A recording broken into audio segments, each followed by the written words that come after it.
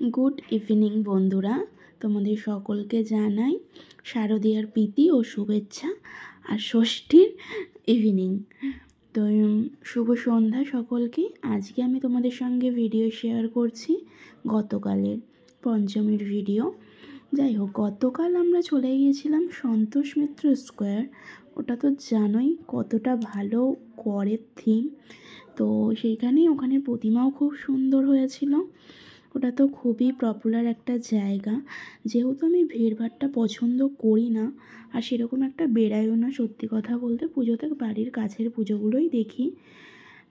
যেহেতু আমার বাড়ি বাবুইহাটি, এখানে জানো তুমি লেক টাউনের ফেমাস শ্রীভূমি, তো এখানে আমার বাড়ির কাছে পিঠেরগুলোই দেখে নিই। তো আর সন্তোষ মিত্র স্কোয়ার যদি বরের মনে হয় যে সাউথে নিয়ে যাবে তাহলেই ও নিয়ে যায়, সেই ক্ষেত্রেও যাওয়াটা হয়।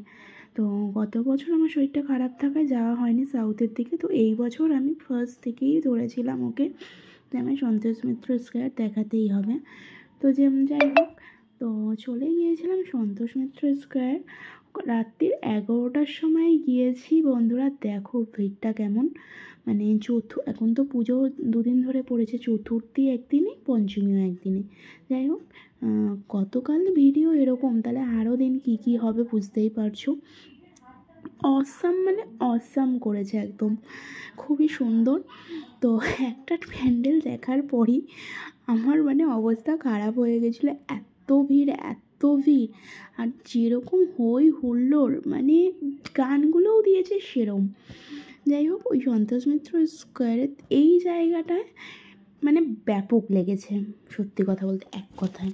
আর যারা যারা পুজোতে ঘুরতে ভালোবাসো তাদের ক্ষেত্রে বলবো, প্লিজ এই সন্তোষ মিত্র স্কোয়ারটা মিস করো না, একবার অন্তত গিয়ে দেখে এসো আমার কথা শুনে।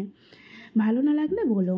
যাই হোক, তারপর ওখান থেকে বেরিয়ে একটা ঠাকুর দেখেই আমার পেয়ে গিয়েছিলো খিদে। যাই হোক, তারপরে আমি বললাম যে কিছু তো খাবো। প্রথমে আর্সেনালে গিয়েছিলাম, আর্সেনালে এতটাই ভিড়। যাই হোক, ওখানে খেলাম না। তারপরে ওখান থেকে বেরিয়ে পার্ক স্ট্রিটের ওখানে কোথায় রয়্যাল আছে, তো ওই রয়্যালেই খেতে চলে গিয়েছিলাম। সত্যি কথা বলতে এখানের বিরিয়ানিটা আমি সোদপুরের ওইদিকে একটা জায়গায় খাই, আর এখানে খেলাম ফার্স্ট টাইম পার্ক স্ট্রিটেরটায়। সত্যি পার্ক স্ট্রিট না, সরি আমি ভুল বললাম, মনে হয় এটা পার্ক সার্কাস। আর পুজোর সময় লাইটিংয়ে না, সত্যি কথা বলতে রাস্তাঘাট না পুরো গন্ডগোল হয়ে যায়।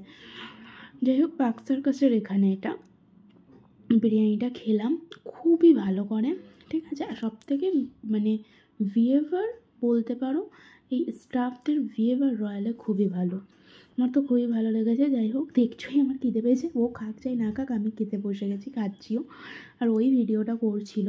ওখান থেকে খাওয়ার পর বেরিয়ে গিয়েছিলাম বোসপুকুর শীতলা মন্দির। ওখানে হচ্ছে একটা লক্ষ্মীর ভাণ্ডার, ওইটা দিয়ে প্যান্ডেল করেছে, খুব সুন্দর ওটাও হয়েছে বোসপুকুরের প্যান্ডেলটা। তারপর ওখান থেকে যতীন দাস পার্ক, ওখানে গিয়েছিলাম। আরও একটা প্যান্ডেলও দেখলাম, বাট জায়গাটা আমি ঠিক না চিনি না। যাই হোক, জানোই তোমরা যে রাস্তায় কী হারে লাইটিং পড়ে, আর চেনা রাস্তাও তখন অচেনা হয়ে যায়। এটা যতীন দাস পার্ক।